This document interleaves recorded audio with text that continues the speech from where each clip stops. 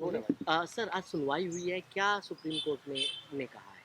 देखिए सीपीएस मामले में आज सुनवाई हुई है हिमाचल सुप्रीम कोर्ट में। और सुप्रीम कोर्ट ने सीपीएस मामले पर डिस्क्वालिफिकेशन ऑफ एमएलएज का जो इशू भाजपा बार बार उठा रही थी, उस पर बहुत स्पष्ट कर दिया गया है कि सुप्रीम कोर्ट पहले ही मणिपुर के मामले में डिस्क्वालिफिकेशन पर रोक लगा चुका है। एक इसलिए इस मामले में भी डिस्क्वालिफिकेशन वाले इशू पर रोक लगाना आवश्यक है। उसी बात को ध्यान रखते हुए उन्होंने पैरा 50 जो हिमाचल प्रदेश उच्च न्यायालय की जजमेंट थी उस पर रोक लगा दी और कहा कि उसके अनुसार किसी भी डिस्क्वालिफिकेशन प्रोसीडिंग्स को नहीं चलाया जाएगा। दूसरा, न्यायालय ने प्रदेश सरकार को भी कहा है स्पष्ट है कि आप सीपीएस की नियुक्ति नहीं करेंगे। और हमने सुप्रीम कोर्ट को ये एश्योर किया है, एज एडवोकेट जनरल मैंने एश्योर किया है कि हम ये नियुक्तियां नहीं करने जा रहे हैं। तो ये आज कार्रवाई हुई, इसमें सुनवाई हुई। कपिल सिब्बल जी अपीयर हुए, अभिषेक मनु सिंघवी जी, आनंद शर्मा जी, मुकुल रोहतगी जी, ये सारे प्रदेश सरकार और सीपीएस की तरफ से अपीयर हो रहे थे और उन्होंने अपनी दलीलें रखी। इसी प्रकार दूसरी तरफ से भी advocate Maninder Singh senior advocate appear हुए थे। उन सब बातों को सुनने के पश्चात आज उच्चतम न्यायालय ने एक बैलेंस बना दिया और कहा कि जहां सीपीएस एमएल की कार्य पदों पर कार्य काम नहीं करेंगे एमएलए, पर वो एमएलए विधानसभा में बरकरार रहेंगे।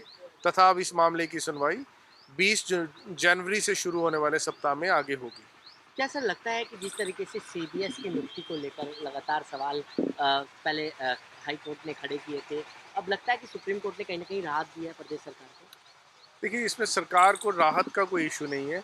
एक कानून था, उस कानून जो 2006 में हिमाचल प्रदेश विधानसभा ने पक्ष और विपक्ष ने सर्वसम्मति से पारित किया था। उस कानून के तहत 2006 के पश्चात लगातार नियुक्तियां हो रही थी। उसकी जब तक वो कानून वैध था, उसकी नियुक्तियां वैध हैं और वो नियुक्तियां करने का अधिकार हर प्रदेश सरकार रखती है। जब उस कानून को अवैध घोषित कर दिया गया, उसके पश्चात किसी भी सरकार को इस प्रकार की नियुक्ति करने का अधिकार नहीं है। एट द सेम टाइम उसी समय हर प्रदेश सरकार को अधिकार है कि वो अपने हकों की लड़ाई के लिए उच्चतम न्यायालय का दरवाजा खटखटा सके। इसी प्रकार सीपीएस के पास भी अधिकार है कि अपनी लड़ाई के लिए उच्चतम न्यायालय का दरवाजा खटखटा सकें। तथा जजमेंट, हिमाचल हाई कोर्ट के जजमेंट में जो पहलू हमें लगते हैं कि वो कानून सम्मत नहीं है, उनके आधार पर चुनौती दे सकें।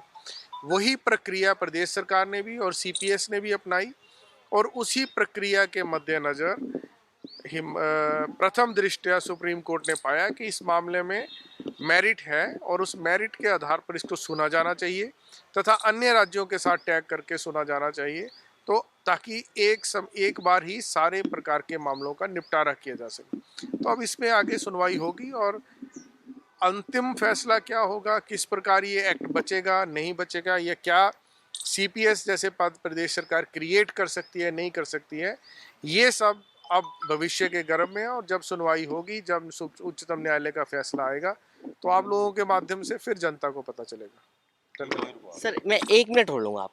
हमसे जुड़े रहने के लिए हमारे YouTube चैनल को सब्सक्राइब करें और नई वीडियो की नोटिफिकेशन के लिए बेल आइकॉन को दबाएं। अगर आप ये वीडियो Facebook पर देख रहे हैं तो लाइक जरूर करें और ज्यादा से ज्यादा शेयर करें। इसी तरह के और भी अपडेट्स के लिए फॉलो करें हमारा Instagram पेज himachal.ke।